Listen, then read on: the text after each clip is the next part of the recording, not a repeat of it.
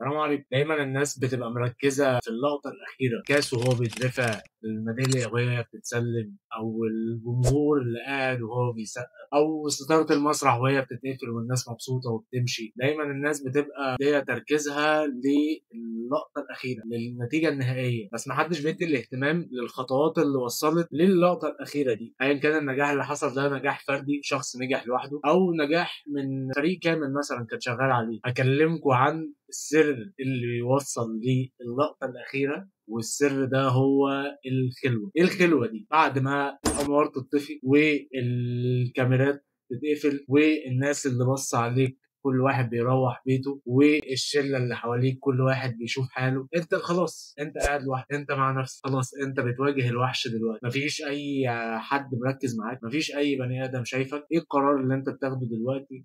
هو ده الخلوة. كل قرار احنا بناخده واحنا لوحدنا بيأثر بشكل انت شايفه او مش شايفه. انت وانت قاعد لوحدك قررت ان انت تقرا، قررت ان انت تتمرن، قررت ان انت تضيع وقتك، قررت ان انت تتفرج على ماتش، تتفرج على فيلم، تكلم حد من صحابك، تنزل تعمل حاجه مفيده، تعمل حاجه مش مفيده، ده قرارك بتاعك انت حر فيه، بس نتيجته كده كده هتطولك. ايا كان نتيجته دي كويسه او مش كويسه، مخك بيسجل وجسمك بيسجل وعقلك بيسجل، كل حاجه فينا بتسجل القرارات اللي احنا بنعملها والاكشنز اللي احنا بناخدها، ونتيجتها بتوصل لنا في الاخر. فاللي احنا بنعمله لوحدنا واحنا في الخلوه هو اللي بيصورنا شكلنا في الحياه عموما عامل ازاي. يعني الشخص اللي بيقرا وهو في خلوته وهو قاعد لوحده، هتيجي تتكلم معاه هتلاقيه شخص مثقف، هتلاقيه شخص عارف يتكلم، هتلاقيه شخص مش بيهلفط في الكلام، عادي انت فاهم كلامه ومبسوط وانت بتتكلم معاه. لو شخص بيتحرك هيبان في جسمه، لو شخص منظف في اكله هيبان في نشاطه، واثق من نفسه جدا وباين الثقه دي في تعامله مع الناس، فهو شخص بينه وبين نفسه في خلوته بياخد قراراته، القرارات دي بيعملها فعلا. شخص مش واثق في نفسه اكيد بيقعد يجلد ذاته وهو قاعد لوحده. شخص جسمه مش حلو بوظ الدنيا في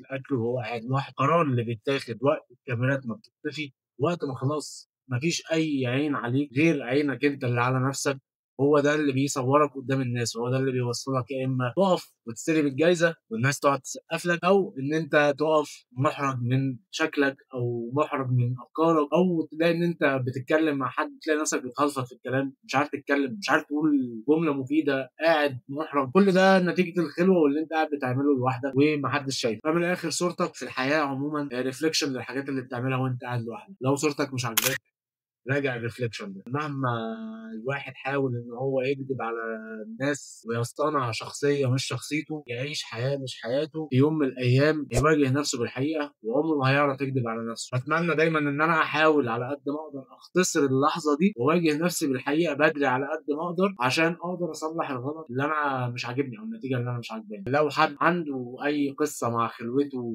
ازاي قدر يستغلها، قرايه، تمرين، اكل نضيف، يعمل يتعلم حاجه جديده، يقرب من ربنا، يصلي، يذاكر، ايا كان عرف يستغلها والنتيجه دي ظهرت بشكل تاني كويس استفاد بيه، يا ريت يشارك معانا في الكومنتات.